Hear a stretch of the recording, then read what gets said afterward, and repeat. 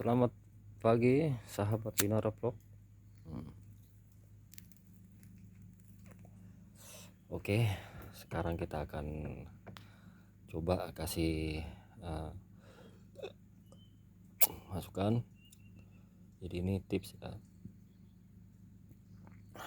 sederhana gratis, bisa diterapkan. Mungkin selama ini penjelasannya saya ini sedikit berbeda, tapi nanti rasakan manfaatnya yang saya berikan tips ini. Ini adalah tips untuk mengendalikan sisi bagian kanan. Jadi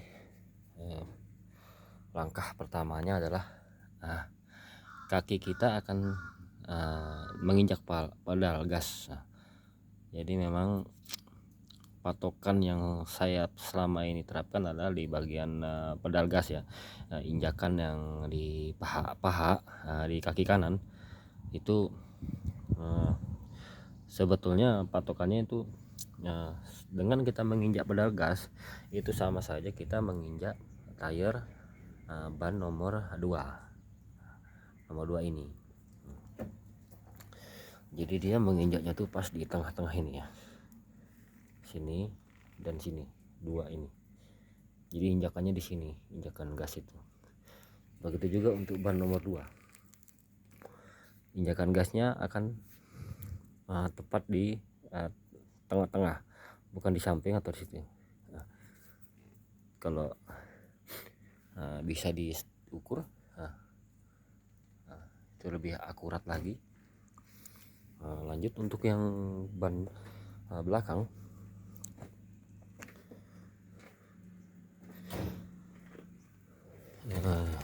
injakannya itu akan nanti dia akan mengenai sisi tengah sini. Itu sudah pasti di tengah-tengah ini. Jadi ban depan itu dia bukan lurus yang di samping sini ya, bukan lurus di samping sisi luarnya, tapi antara ini dan ini dia akan pas di tengah ini. Itu bisa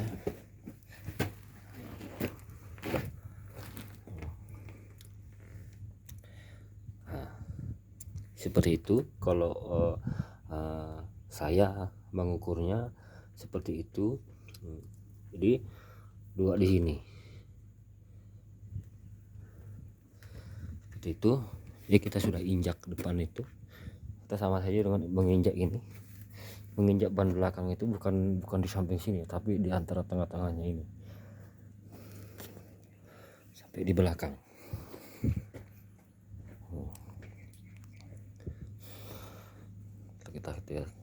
Setelah kita tahu tujuan dari situ, dari injakan gas itu, kita sudah tahu patokannya sampai mengarah ke belakang. Kenapa? Karena unit ini masih satu frame ya, satu body. Dari ujung sasis sana, ujung sasis belakang sampai ke depan ini masih sepenuhnya tidak berpisah, masih satu sasis, masih satu batangan. Berbeda seperti yang video sebelah ini, unit yang sebelah ini, sasisnya tidak menyambung sampai ke belakang sana ya, tidak menyambung sampai ke belakang sana sasis aslinya. Jadi sasis aslinya itu hanya dari kabin ke belakang saja, 2 ini saja. Selebihnya panjangnya ini adalah dia hanya sambungan di tengahnya itu, sambungan set. Jadi tidak panjang ya. Berbeda kalau ini panjang sampai ke belakang sasisnya. Jadi ini masih sasis asli mengikuti kabin. Seperti itu.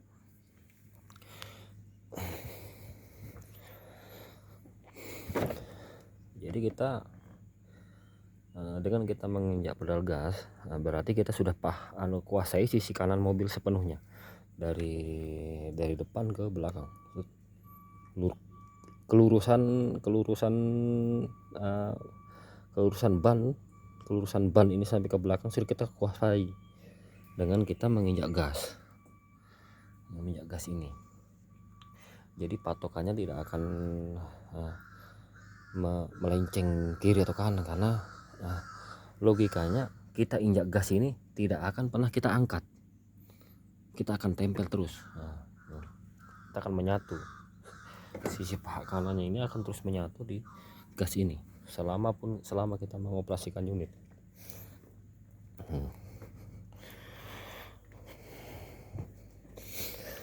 Jadi memang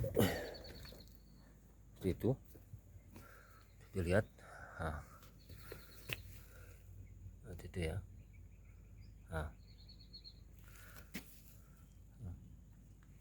Dia di tengah-tengah, tidak lurus di samping.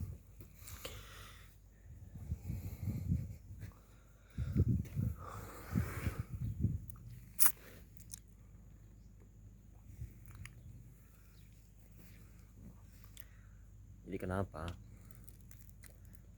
Jadi usahakan jika kita jalan, kita sudah kuasai sisi kanannya, kanan mobil sudah kita kuasai, kanan dan kirinya. Jadi kalau saya di area-area jalan yang bergelombang, usahakan yang bagian sisi kanannya itu kita cari posisi jalannya tuh jangan yang bergelombang.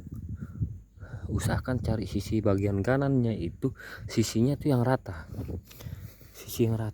seperti ini ya, kan sangat bergelombang nih bang,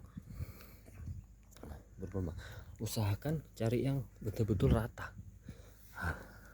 Usahakan cari yang rata dari lurusan ban ini sampai ke belakang. Usahakan cari yang rata di sudut sini saja, di sudut titik sini saja kita cari yang bagian rata. Saya diukur teman sekitar 2 jengkal, kita cari posisi ratanya di arah 2 jengkal ini saja. Nah, kita tidak usah dulu pikirkan bagian kirinya, kiri dan kanan ini, kita lebih fokus ke bagian kanannya. Cari yang benar-benar rata, jangan cari yang bergelombang. Kenapa? Karena kita di unit truk ini, di sini penjelasannya, jika kita berfokus kepada kabin saja, fokus kabin, ada tuh kita ingin kabin kita itu tidak kiri kanan aman dari lubang gitu, menghempasannya itu aman, tapi kita tidak pikirkan efek di belakangnya, efek kembalian dari ban belakang ke depan itu. Kalau kita masih menghantam lubang, tidak mencari jalan-jalan yang rata, itu akan berimbas ke kabin lagi. Jadi akan sulit kalau kita mencari jalan yang rata di sisi kiri dan kanannya.